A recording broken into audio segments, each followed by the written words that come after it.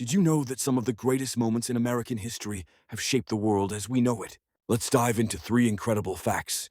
First, the signing of the Declaration of Independence in 1776 wasn't just a bold statement. It was a revolutionary act of unity among the 13 colonies, declaring freedom from British rule. This pivotal moment laid the foundation for a nation built on the principles of liberty and justice. Next, let's talk about the 1863 Gettysburg Address. Delivered by Abraham Lincoln during the Civil War, this brief but profound speech redefined the purpose of the war, emphasizing equality and the fight for a new birth of freedom. It remains one of the most powerful speeches in American history.